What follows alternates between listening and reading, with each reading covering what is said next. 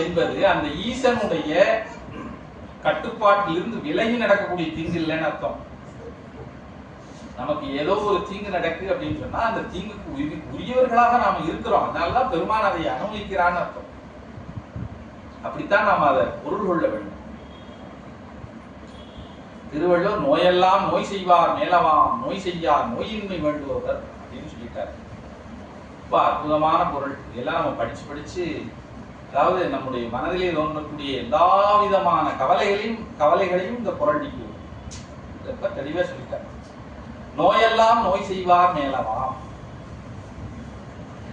யாருக்கு துன்பம் வரும், யார் பிறருக்கு துன்பம் செய்தார்களோ அவர்களுக்கு வந்துடும் சொல்லிட்டார். நோயெல்லாம் நோய் செய்வார் மேலவாம் நோய் செய்யார் நோயின்மை வேண்டுவர். நோயின்மை வேண்டக்கூடியவர்கள் நோய் செய்யாமல் இருக்கணும்னு சொல்றாங்க இல்லையா? ஆக நமக்கு இறைவன் ஒரு துன்பத்தை கொடுக்கிறான் என்று சொன்னால் நம்முடைய கர்மாவின் அடிப்படையிலே கொடுக்கணும். நம்மை காப்பாற்ற வேண்டும் என்பதுதான் பெருமானுடைய ஒரே குறிக்கோள். எனக்கு தீங்கு வந்து விடும் என்று சொல்லி நீ பயப்பட வேண்டாம். ஈசன் இருக்கின்றான், அவனே எல்லோரையும் காக்கின்றான். பிறரால் என்னை போற்றி பாதுகாக்க முடியாது, எம்பெருமான் ஒருவனால் தான் என்னை போற்றி பாதுகாக்க முடியும் என்று சொல்லி இங்கே அம்பிகை வந்து சொல்லுகிறார். ஈசனை காப்பனல்லால் யாரையும் பிறரால் தம்பால் ஆசர போற்றலாகாத அது துணிவாகும். அதுதான் துணிவு. துணிவுனா முடிவுன்னு அர்த்தம். ஈண்டு பேசிய திறனும் இப்படி அதற்கு பதில் சொன்ன உடனே அன்னோன் பேரருள் மராதி, பேசிய திறனும் அன்னோன் பேரருள் மராதி. அதுக்கப்புறம் அம்பி என்ன சொல்கிறார், அந்த பெருமானுடைய அருளை நீ மறக்க வேண்டாம் என்று சொல்லுகிறார். சொன்ன உடனே நேசமோடு இயைந்திட்டு அன்னை நினைந்த நோன்பு இயற்றுகின்றான். இதற்கு மேல அவனுக்கு பதில் சொல்ல முடியல. ஒரு தவச்சாலையும் செய்து கொடுக்கிறேன் என்று மனம் உருப்பட்டு இப்பொழுது இமயராஜன் என்ன செய்கிறான், மன்னனும் இயைந்து அதற்கு இசைந்து பின்னர் மால்வரை ஒரு சாதனில் அந்த இமயமலை சாரலிலே ஒரு பக்கத்திலே அதற்கு உரிய அனுகூலமான ஒரு இடத்திலே அன்னமன் நடை நாடுக்கு அருந்தவர் சாலை ஆற்றி ஒரு அற்புதமான பர்ணசாலை உண்டு பண்ணி தன்னொரு கிளைஞதம்பால் தவத்தினால் வந்தவான்மை கண்ணியர் பலரை கூவி கவுரிவால் ஆகச் செய்தான். தன்னுடைய தேசத்திலே வாழக்கூடிய பெண்களில் சிறந்த தவத்திற்கு உரிய பெண்களை அம்பிகையோடு இருக்க செய்து விடுத்தான். நீலுரு மணிதோய் மேனி நிமலை அங்கு இமயத்து உச்சி மேலுறும் அரசன் தேவி விடையினால் மடவார் வல்லோர் வாலூர் பணியில் சூழப் பரமனை முன்னி அந்த சாலையை அடைந்து மிக்க தவத்தினை எழைக்கல் உற்றாள். இப்படி அந்த பர்ணசாலையை செய்து கொடுத்த பின்னர் அம்பிகை அந்த பர்ணசாலைக்கு தன்னோடு வந்திருக்கக்கூடிய சேடியர்களோடு சென்று அடைந்து தவம் செய்ய துவங்கினாள். 5 வயது பிராயத்திலே இமயமலை சாரலிலே பர்ணசாலையிலே அம்பிகை தவம் செய்கின்றாள். தங்கியவைகள் தோறும் தாதையும் தாவில் கற்பின் மங்கையும் போற்றி ஏகமாது நோற்றிருந்தாள். இப்பால் அங்கு அவள் பிரிந்த வின்றே அரும்பெரும் கையிலை மேய எங்களிடம் பெருமான் செய்த பரிசினை எம்பல் உற்றேன். இப்படி அங்கே அம்பிகை தவம் செய்து கொண்டிருக்கின்றாள். இது ஒரு பக்கம் இருக்கும் பொழுது அம்பிகையை விட்டு பிரிந்திருக்கக்கூடிய சுவாமி என்ன செய்கிறார் என்பதை பற்றி நான் சொல்ல போகின்றேன் என்று சொல்லி அடுத்த படலத்தை துவக்குகிறார் ஆசிரியர் கச்சியப்ப. 2வது பார்ப்பதி படலம் என்கிற இந்த உற்பத்தி காண்டத்துல பார்ப்பதி படலம் இங்கே நிறைவு பெறுகிறது. பார்ப்பதி படலத்திலே நாம் என்ன பார்த்தோம் என்று சொன்னால், இமயமலை ராஜனாக கூடிய பர்வதராஜனுக்கு அம்பிகை தான் தட்சனிடம் பிறந்து தாட்சாயினி என்கின்ற நாமத்தை பெற்று தட்சன் சிவபெருமானை மிகவும் இகழ்ந்து அதனால் தண்டிக்கப்பட்டு மிகுந்த பாவியாக வாழ்ந்த காரணத்தினால அந்த பெயரை தாங்கிக் கொள்ள கூடாது என்கின்ற நோக்கத்தோடு எம்பெருமானிடம் விண்ணப்பித்து இமயமலை சாரலிலே தவம் செய்து கொண்டிருக்கக்கூடிய இமய ராஜனாகக்கூடிய பர்வதராஜனுடைய மகளாக அங்கே இருக்கக்கூடிய மானசரோவர் என்கின்ற தடாகத்திலே ஒரு தாமரை மலரியை எழுந்தருளினாள்.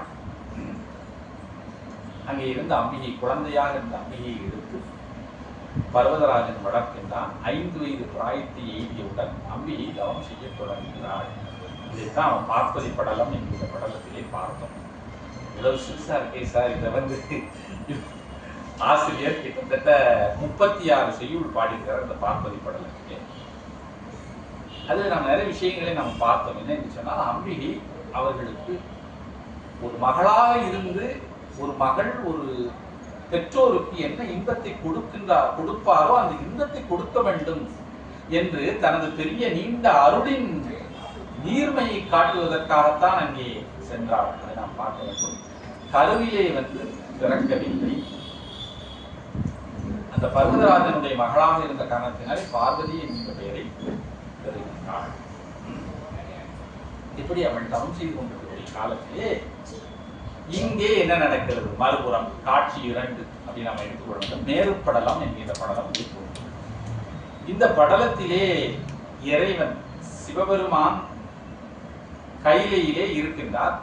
அப்பொழுது சனகாதி முனிவர்கள் அவரிடம் விண்ணப்பம் செய்ய அவர்களுக்கெல்லாம் ஞானோபதேசம் செய்வதற்காக தட்சிணாமூர்த்தி வடிவத்திலே எழுந்தருளி ஞானோபதேசம் செய்கின்றார். அந்த பகுதி தான் இங்கே வருகிறது. அது மட்டுமல்லாது இந்திரன் சூரர்களுடைய கொடுமையை தாங்காமல் மேருமலைக்கு சென்று அங்கே தவம் செய்து இந்த சூரனை சம்ஹாரம் செய்ய வேண்டும் என்பதற்காக பெருமானிடம் விண்ணப்பம் செய்கிறார். அப்பொழுது சுவாமி தோன்றி, எம்மிடத்தே ஒரு குமாரனை தருவோம், அக்குமாரன் சூரனை சம்ஹாரம் செய்வான் என்று சொல்லி அருள் செய்தார். அதனை கேட்டு மிக மகிழ்ச்சி அடைந்த இந்திரன்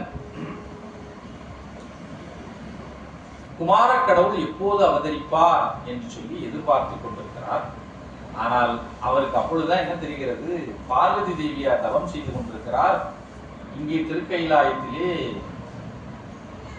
சுவாமி தட்சிணாமூர்த்தி வடிவத்திலே இருந்து கொண்டு யோக பயிற்சி செய்து கொண்டிருக்கிறார். யோகத்திலே அப்படி இருக்கும் பொழுது எவ்வாறு குமாரக்கடவுளுடைய அவதாரம் நிகழும் என்று சொல்லி அவருக்கு ஒரு ஐயப்பாடு எழுகிறது இந்திரனுக்கு. இந்திரன் என்ன செய்கின்றான்? பிரம்மாவை சென்று சந்திக்கிறார். அவரிடம் நடந்த விஷயங்களை சொல்லி குமாரக்கடவுளுடைய அவதாரம் நிகழ வேண்டும் என்று சொல்லுகிறார். பின்னர் பிரம்மதேவர் அதற்கு வழி தெரியாது திருமாலிடம் செல்லுகிறார். திருமால் அவருக்கு அதற்குரிய உபாயத்தை சொல்லுகிறார். மன்மதனை விடுக்க வேண்டும் என்று சொல்லுகிறார். இந்த விஷயங்கள் எல்லாம் இந்த மேருப்படலம் என்கின்ற பகுதியிலே ஆசிரியர் விரிவாக சொல்லுகிறார். இந்த பகுதியை நாம ரொம்ப முக்கியமான ஒரு பகுதி. நிறைய நாம சிந்தனை பண்ணக்கூடிய நிறைய பண்ண வேண்டிய விஷயங்கள் அவற்றை நாம் இன்றைக்கு துவக்கி விடலாம். என்று சொன்னா இன்னமும் ஒரு 10-15 நிமிடங்கள் நாம் சிந்தனை செய்யலாம். அதை நாம துவக்கி விடுவோம். திருச்சிற்றம்பலம். பன்னரும் சிறப்பின் மிக்க பணிவரை அரசன் தன்பால் கன்னியம் முதல்வியாகி கவுரினுற்றிருந்த காலை துன்னிய உணசூழச் சூரவன் மாவாம் பெய்யோன் இந்நிலவரை பின்னண்டத்து இறைவனே ஆகி உற்றான். இமயமலையிலே அம்பிகை தவம் செய்து கொண்டிருக்கக்கூடிய அந்த காலத்திலே அவுணர்களுடைய அதிபதியாக இருக்கக்கூடிய சூரபன்மா இந்த அண்டங்களுக்கெல்லாம் இறைவனாக மாறிவிட்டான். அண்டங்களுக்கெல்லாம் அதிபதியாக இருந்து ஆட்சி செய்கின்றான் என்று சொல்லி சொல்கிறார். சூரனுடைய வரலாறு எல்லாம் எங்க வருகிறதுனா அதற்கு அடுத்த பின்னாடி வரக்கூடிய 2வது படலத்துல தான் வருகிறது. அசுரகாண்டத்திலே அது பேசப்படுகிறது. இங்கே சுருக்கமாக சூரபன்மா அந்த நேரத்திலே அண்டங்களுக்கெல்லாம் தலைவனாகிய ஒரு பதவியை அடைந்தான் என்று சொல்லி சுருக்கமாக சொல்கிறார். மற்றது போட்டில் தொல்லை மறைப்பொருள் வடத்தின் பாங்கற் பெற்றிடு சனகநாதி முனிவரர் பின்னும் பன்னாள் அற்றமிழ் தவஞ்செய்தந்தை அருளினால் கைலை நன்னி முற்றுணர் நந்தி போற்றும் முதநிலை வாயில் புக்கார். ஆக ஒரு புறம் அம்பி தவம் செய்து கொண்டிருக்கிறாள், இன்னொரு புறம் எல்லா அண்டங்களையும் சூரபன்மா ஆட்சி செய்து கொண்டிருக்கிறார். இந்த ரெண்டு நிகழ்வுகளையும் ஆசிரியர் சொல்லிவிட்டு மூணாவதா என்ன சொல்ல வர்றார், இப்பொழுது திருக்கையிலேக்கு சனகாதி முனிவர்கள் வருகிறார்கள். சனகாதி முனிவர்கள் யார் என்று சொன்னால் பிரம்மாவினுடைய புத்திரர்கள். அவர்கள் எல்லா நூல்களையும் கற்றவர்கள், ஆனாலும் அதனுடைய உள்பொருளை எங்களால் உணர முடியவில்லை என்று அவர்களுக்கு தோன்றுகிறது. அந்த பொருளை தெரிந்து கொள்ள வேண்டும் என்பதற்காக அற்றமில் தவம் செய்து பன்னாள் அற்றமில் தவம் செய்து குற்றமில்லாத தவத்தை பலகாலம் செய்தார்கள். இடத்துல ரொம்ப எளிமையாக தவம் செய்துன்னு போட்டிருக்காங்க இல்லையா? அற்றமில் தவம் பன்னாள் செய்து. தவம்னா என்னன்னே நமக்கு தெரியாம போயிட்டு. திருவள்ளுவர் தவம் செய்வார் தம் கர்மம் செய்வார், மற்றெல்லாம் அவம் செய்வார் சொல்றார். அவம் செய்வார் ஆசை உட்பட்டு ரொம்ப தெளிவாக சொல்லியிருக்கார். தவத்தை செய்யாதவர்கள்லாம் என்ன செய்து கொண்டிருக்கிறார்கள்? அவத்தை செய்கிறார்கள். எதன் காரணமாக? ஆசையுட்பட்டு, ஆசையினாலே அவத்தை செய்கின்றார்கள். இப்ப தவத்தை செய்பவர்கள் யாருன்னா தன் கர்மத்தை செய்வர்கள் அவர்கள் தான் சொல்றார். தவம் செய்தல் தான் தன் கர்மம் செய்தல் சொல்றார் ஆசிரியர் திருவள்ளுவர். ரொம்ப நுட்பமா நம்ம இந்த நூலையெல்லாம் படிக்கும் பொழுது தவத்தினுடைய மேன்மை என்னங்கிறத நம்ம உணர முடியும். தவம் என்பது என்ன? ஆசிரியர் திருவள்ளுவர் அதற்கும் பதில் சொல்லியிருக்கிறார். உற்ற நோய் நோன்றல் உயிர்க்கு உருகன் செய்யாமை அற்றே தவத்திற்கு உரு. உற்ற நோய் நோன்றல் தனக்கு ஏற்பட்ட துன்பத்தை அப்படியே பொறுத்து கொள்ளுது, அதை அப்படியே ஏற்றுக்கொள்ளுது. உங்களுக்கு கேன்சர் வந்துருச்சுங்க, ஸ்டேஜ் 4ல இருக்கிறீங்க, நீங்க இன்னும் ஒரு 6 மாசம் தான் உயிரோட இருக்கீங்க அப்படின்னு ஒரு செய்தி நமக்கு வருது. நம்முடைய ரிப்போர்ட்டை எல்லாம் பார்த்துட்டு நம்முடைய மருத்துவர் சொல்லுகிறார். எவ்வளவு பெரிய ஒரு துன்பம். தவம் என்பது என்ன என்று சொன்னால் அந்த துன்பத்தை முழுமையாக ஏற்றுக்கொள்ளுதல். ஒரு சில பகுதிகளில் சொல்லுவாங்க, அப்பய தீட்சிதர்னு ஒருத்தர் இருந்தார், அவருக்கு ஒரு பெரிய கொடிய வயிற்று வலி இருக்கு. இந்த வயிற்று வலிக்கு அவர் மருத்துவமே பார்க்க மாட்டாங்க, வயிற்று வலினால துடிப்பார். அப்ப அவருடைய சீடர்கள், அவர் பெரிய ஞானி, அவருடைய சீடர்கள்லாம் அவரிடம் என்ன சொல்லுவார்கள் சொன்னா, சுவாமி எப்பேற்பட்ட ஞானி, இந்த வயிற்று வலிக்கு உங்களால ஒரு மருந்து கண்டுபிடிச்சு அதை தீர்க்க முடியாதா அப்படின்னு கேட்கும்போது அப்பய தீட்சிதர் அதற்கு என்ன பதில் சொல்லுவாரான்னு சொன்னா, இந்த வயிற்று வலி என்பது என்னுடைய கர்மத்தின் பயனாக எனக்கு வந்திருக்கிறது, அதை நான் முழுமையாக அனுபவித்துக் கொள்ள வேண்டும். அதுதான் தவத்திற்குரிய நிலை. ஒரு தவம் செய்யக்கூடியவன் தனக்கு ஏற்பட்ட துன்பத்தை அப்படியே ஏற்றுக்கொள்ள வேண்டும். அதுதான் தவத்திற்கு முதல் படி. அதற்கப்புறம் உயிர்க்கு உருகன் செய்யாமை, பிற உயிர்களுக்கு எந்த துன்பமும் செய்து விடக்கூடாது. அது தவத்தினுடைய அடுத்த நிலை. நமக்கு ஒருவர் ஒரு கத்தி எடுத்து நேரம் நம்ம குத்திட்டார். ஒரு தவம் செய்யக்கூடியவர் எப்படி எடுத்துக்கொள்ள வேண்டும் என்று சொன்னால், குத்தியதற்கு காரணம் என்னுடைய கர்மமே ஒழிய இந்த குத்தியவன் அல்லன்னு நினைக்கணும்.